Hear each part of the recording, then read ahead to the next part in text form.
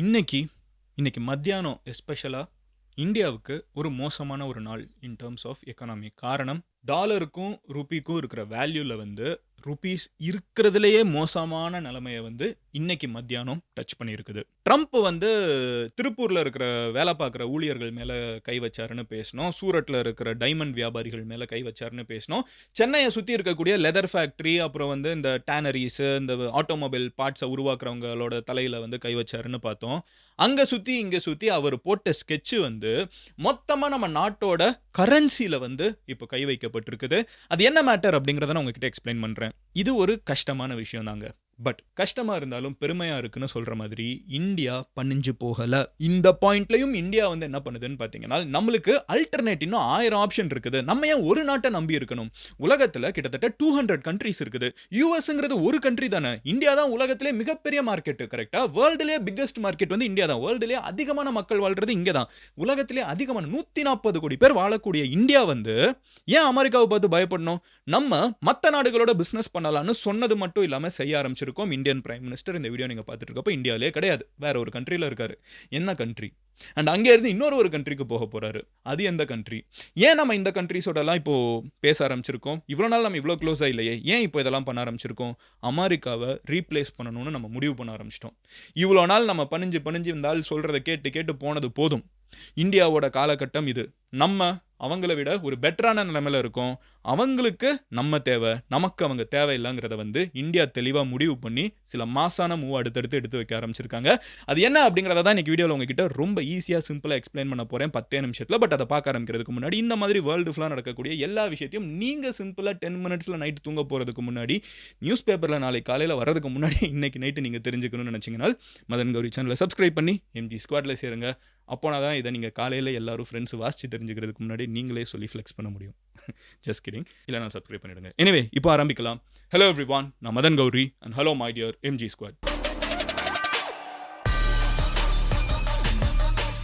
First விஷயத்துலேருந்து நான் வர ஆரம்பிச்சிடுறேங்க.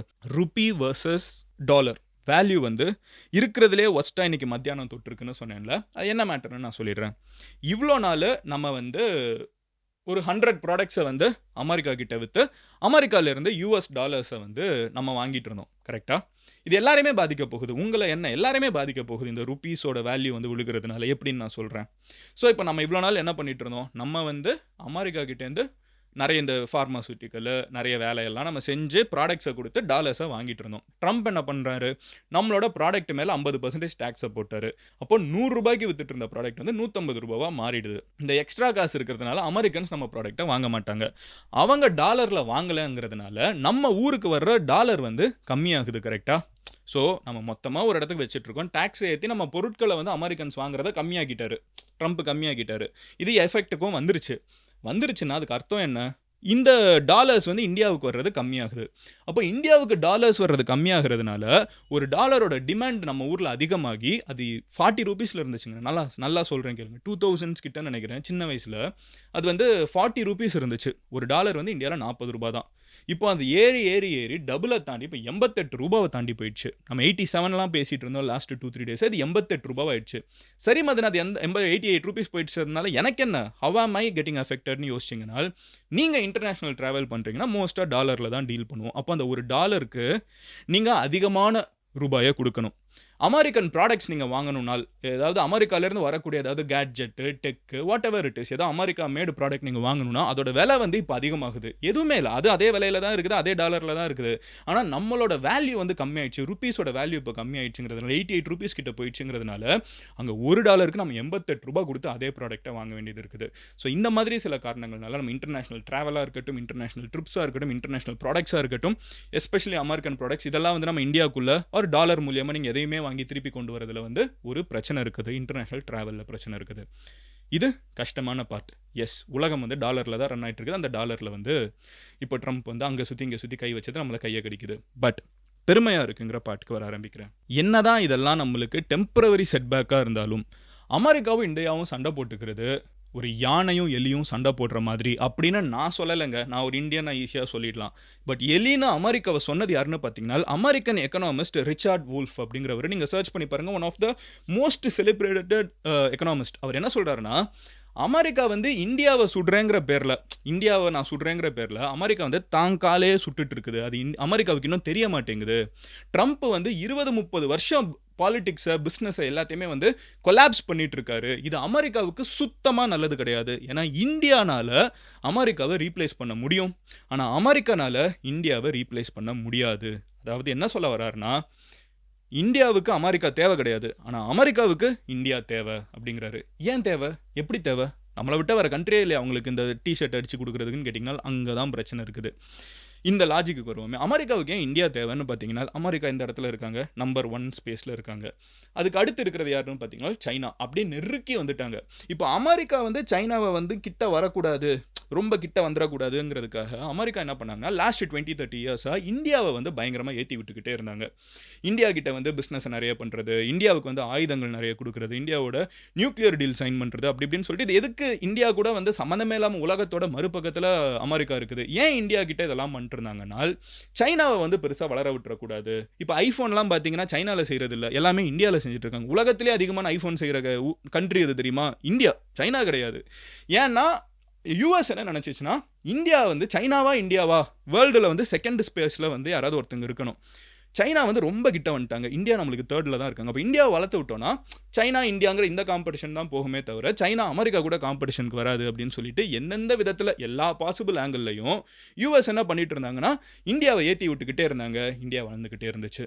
இந்தியாவுக்கு யூஎஸ் தேவையா அப்படின்னு கேட்டிங்கன்னா கிடையாதுன்னு அதுக்கே நான் சொல்லலை, ரிச்சார்ட் வுல்ஃப் சொல்கிறாரு. அமெரிக்கானால சைனாவை கவுண்டர் பண்ணுறதுக்கு இந்தியா மாதிரி ஒரு நாடு வேணும். உலகத்திலே மிகப்பெரிய பாப்புலேஷன் கொண்ட இந்தியா மாதிரி ஒரு நாடு, ராட்சச இராணுவம், ராட்சச ஏவுகணைகள், ராட்சச ஃப்ளைட்ஸு, ஷிப்பெல்லாம் கொண்ட இந்தியா மாதிரி ஒரு கண்ட்ரினால தான் சைனாவை கவுண்டர் பண்ண முடியும். பாகிஸ்தானுக்கு இன்றைக்கி எதுக்கு எடுத்தாலும் சொம்பு தூக்கிட்டு இருக்கிற அமெரிக்கானால வந்து பாகிஸ்தானை வச்சுட்டு சைனாவெல்லாம் கவுண்டர் பண்ண முடியாது.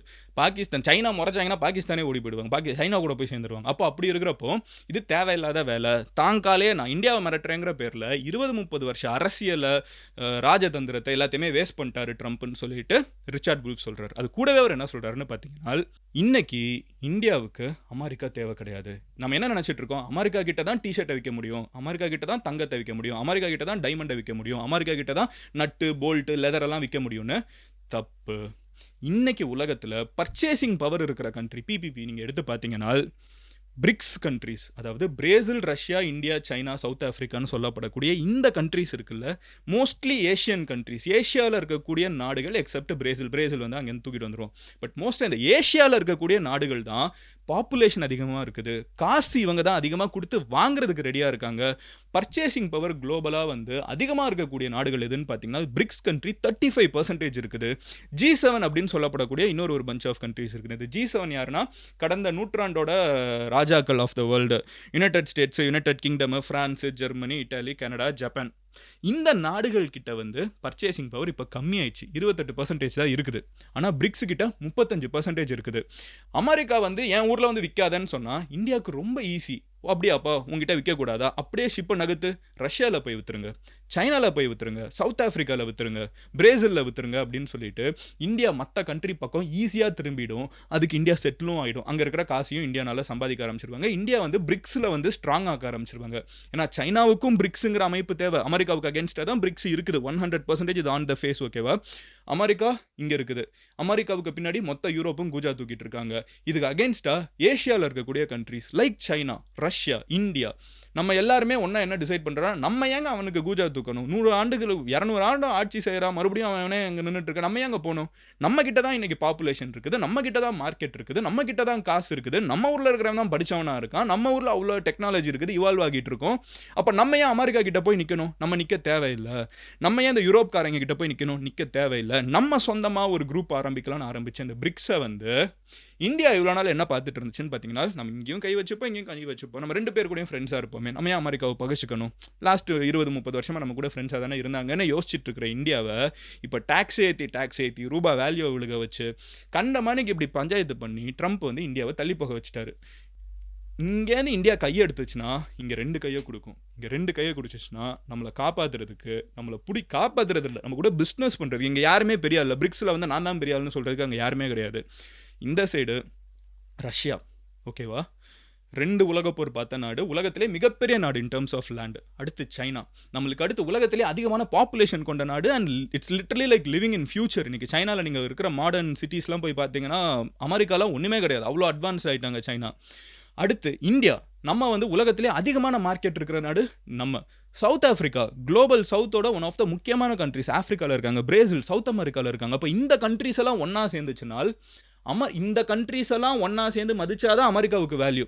எப்போ ஒருத்தன் தலைவன், நீங்கள் யோசிச்சு பாருங்களேன், ஒரு கூட்டத்தில் வந்து 10 பேர் இருக்காங்க, அதில் ஒருத்தன் லீடராக இருக்கான்.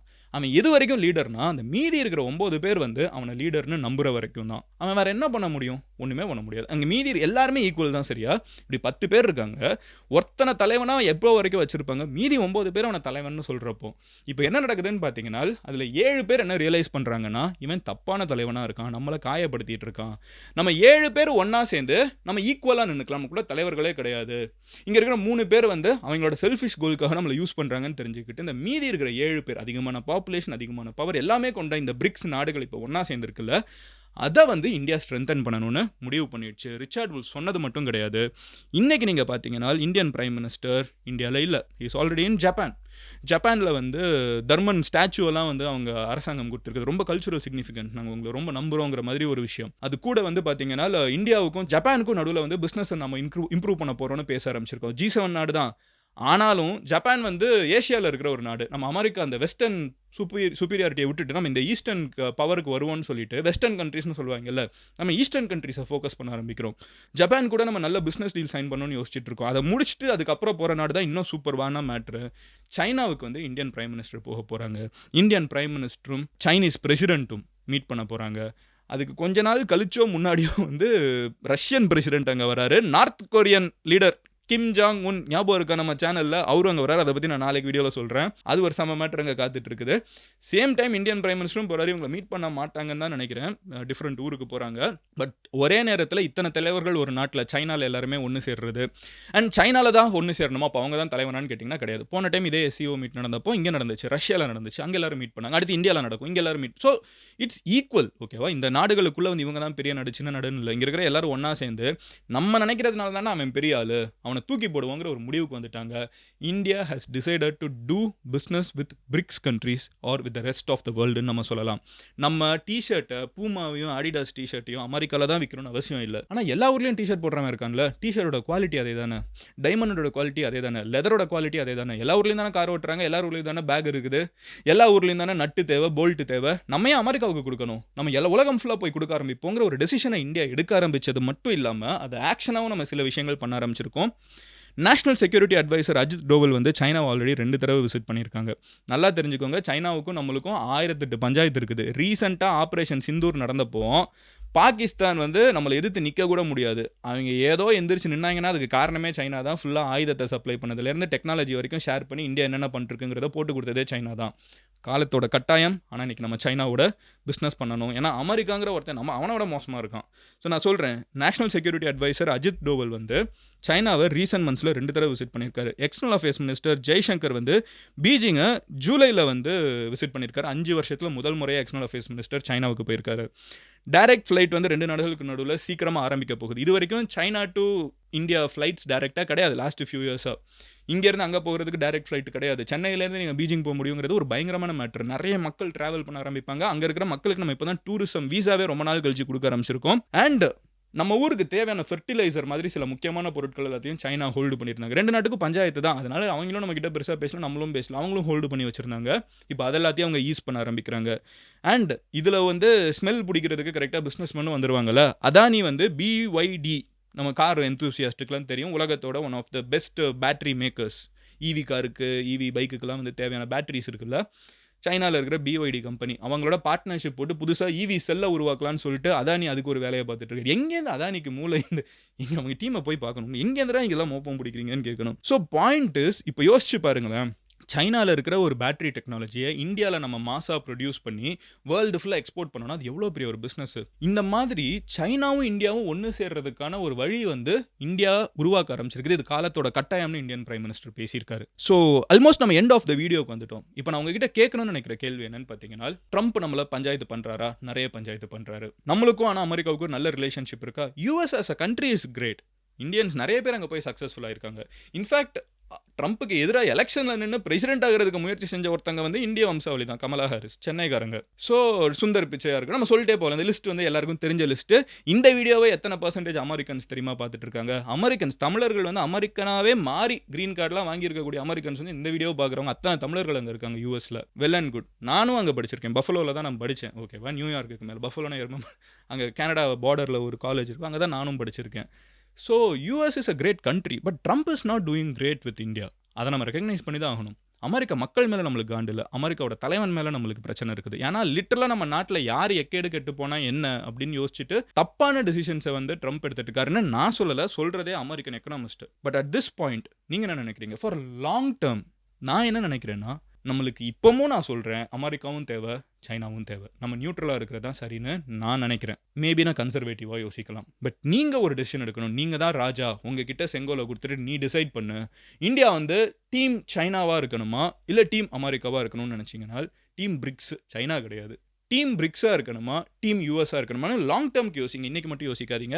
ட்ரம்ப் வருவார், ட்ரம்ப் போவார், அதுக்கப்புறம் நிறைய பிரசிடென்ட் வருவாங்க. அப்படி இருக்கிறப்ப ட்ரம்ப்க்கு உடம்பு வேறு சரியில்லையாங்க. அதை நான் பேசணும்னு நினச்சேன். இன்றைக்கி வீடியோ ஆல்ரெடி லாங் ஆயிடுச்சு, நான் அதை இன்னொரு வீடியோவில் சொல்கிறேன். ட்ரம்ப்க்கு உடம்பு சரியில்லை, அவர் ஏதாவது ஆயிட்டார்னா நான் பிரசிடென்ட் அவருக்கு ரெடியாக இருக்கேன்னு வைஸ் பிரசிடென்ட்லாம் பேசிகிட்டு இருக்காரு. ஸோ நாங்கள் ராஜாக்கள் மாறலாம், ஓகேவா? லாங் லிவ் த கிங்னு சொல்லுவாங்க. கிங்கோட பேரை சொல்ல மாட்டாங்க, ஏன்னா ராஜா அப்படிங்கிற ஒரு நபர் மாறலாம், ஆனால் அந்த ராஜாங்கிற பதவி என்றைக்குமே அங்கே இருக்கும். ஸோ எங்கள் அமெரிக்காங்கிற நாடு எப்போவுமே அங்கே இருக்க போகுது. நம்ம லாங் டேர்முக்கு அடுத்த 50-60 வருஷத்தை நம்ம யோசிக்கிறோமா, வாழ்நாளை யோசிக்கிறப்போ நம்ம டீம் பிரிக்ஸாக இருக்கணுமா டீம் அமெரிக்காவாக இருக்கணுமா? ப்ராக்டிக்கலாக யோசிச்சு சொல்லுங்கள். நல்லா ஞாபகம் வச்சுக்கோங்க, easy to say team BRICS, but நீங்கள் அதை யோசிச்சுட்டு சொல்லுங்கள். ஏன்னா நம்ம இன்றைக்கி பார்க்குற யூடியூப்ல இருந்து இந்த வீடியோ, இந்த ப்ளே ஆகிட்டு இருக்கிற பிளாட்ஃபார்ம் இருக்குல்ல, இந்த யூடியூப்ல இருந்து உங்கள் கையில் இருக்கிற ஃபோன் மோஸ்ட்டாக அமெரிக்கன் ஃபோனாக இருக்க வாய்ப்பு இருக்குது, ஆப்பிளாக இருக்க வாய்ப்பு இருக்குல்ல. நம்மளை சுற்றி எத்தனை அமெரிக்கன் ப்ராடக்ட்ஸ் இருக்குன்னு சும்மா சுற்றி பாருங்கள். கோக் இருக்கா வீட்டில், பெப்சி இருக்கா வீட்டில், லேஸ் இருக்கா வீட்டில், எல்லாமே அங்கேருந்து ஒரு பிரான்ச்சு தான் இங்கே எல்லாம் சுற்றிட்டு இருக்குது. ஸோ நீங்கள் சொல்லுங்கள், லாங் டேர்முக்கு நம்ம டீம் யூஎஸ்ஆ ஆர் டீம் பிரிக்ஸா? கமெண்ட்டில் சொல்லுங்கள். நாளைக்கு இன்னொரு வீடியோவில் பார்க்குறேன். நீங்கள் பர்சனலாக நான் ஃபாலோ பண்ணணும்னு நினச்சிங்கன்னா இன்ஸ்டாகிராமில் மதன் கௌரின்னு சொல்லி சர்ச் பண்ணுங்கள். It's a verified profile. நீங்கள் ஈஸியாக என்னை வந்து ஃபாலோ பண்ண முடியும். எந்த சோஷியல் மீடியாவிலும் சர்ச் பண்ணுங்கள். அடுத்து நான் என்ன பேசணுங்கிறதையும் அங்கே வந்து சொல்லுங்கள். சப்ஸ்கிரைப் பண்ணலைன்னா சப்ஸ்கிரைப் பண்ணி எம்ஜி ஸ்குவாடில் சேருங்க. அப்போனா தான் அடுத்த 24 hours என்ன நடக்குதுங்கிறத உங்ககிட்ட 10 நிமிஷத்தில் என்னால் வந்து சேர்க்க முடியும். யூடியூபும் உங்ககிட்ட வந்து சேர்க்கும். Love you all, take care, bye. Cheers எம்ஜிஸ்.